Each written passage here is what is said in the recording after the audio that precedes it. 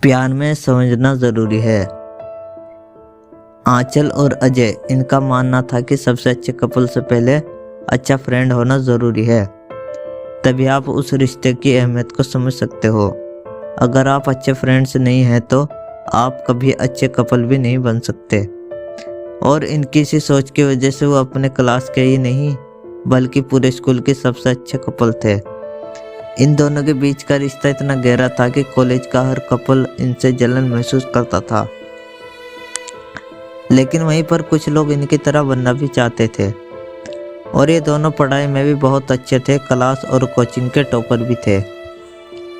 आंचल और अजय दोनों की लाइफ अच्छी थी, दोनों की फैमिली एजुकेटेड थी, घर पर भी सब बहुत प्यार करते थे और ये अपने फैमिली की बहुत रिस्पेक्ट भी करते थे। लेकिन हमेशा इनको एक दूसरे को खोने से भी डर लगता था, क्योंकि आंचल के पापा का ट्रांसफ़र होने वाला था, जिससे कि दोनों परेशान थे। आंचल के घर वालों को अजय के बारे में और अजय के घर वालों को आंचल के बारे में पता नहीं था। एक दिन जब अजय के पापा ऑफिस जा रहे थे, तभी रास्ते में उनका एक्सीडेंट हो गया और अजय के घर हॉस्पिटल से फ़ोन आया और वो लोग हॉस्पिटल चले गए।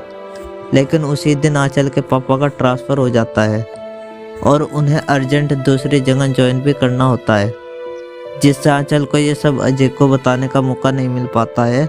और जब वो कॉलेज जाती है तो वहाँ पर अजय नहीं होता है, और जब वो अजय के घर जाती है तो वहाँ पर कोई नहीं होता है, जिससे अजय को वो ये सब नहीं बता पाती है। और इन सब से अनजान अजय जब अपने घर और कॉलेज जाता है तो उसे पता चलता है कि आंचल के पापा का ट्रांसफ़र हो गया है और कोई नहीं जानता है कि कहाँ हुआ है।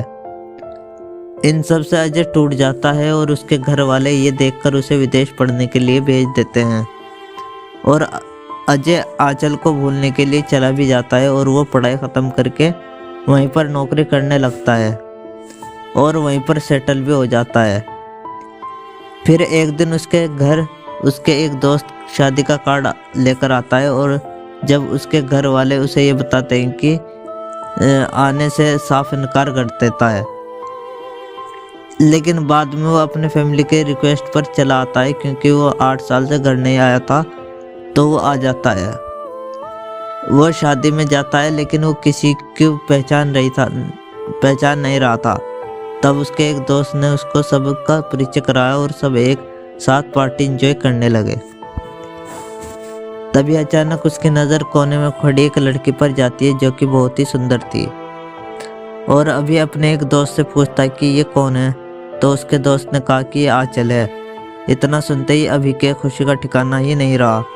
लेकिन फिर उसे याद आता है कि वो पिछले 8 साल से बाहर था और इस बीच न जाने क्या क्या हुआ हो।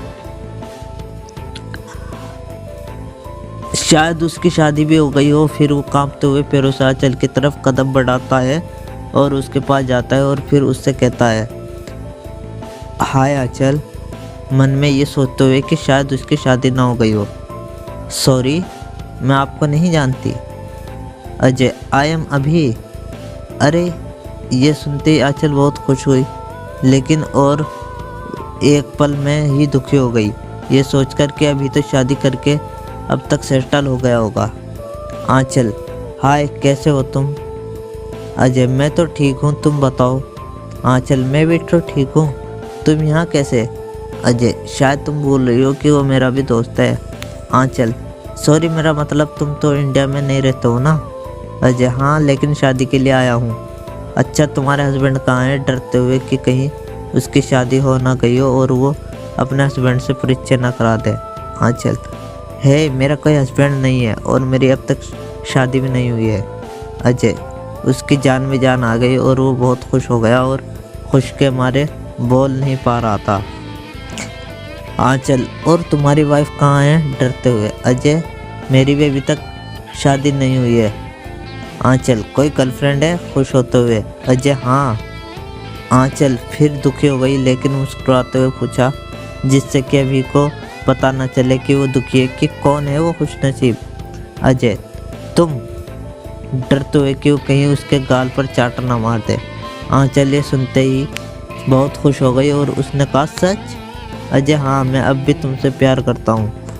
दोनों के दिल में कहीं ना कहीं ये उम्मीद थी कि कभी ना कभी वो एक दूसरे से मिलेंगे और अजय वो सपना सच में बदल गया। फिर दोनों ने अपने घर वालों को बताया और दोनों के घर वालों इसके लिए राजी हो गए और अभी यहीं रहकर अब जॉब करता है।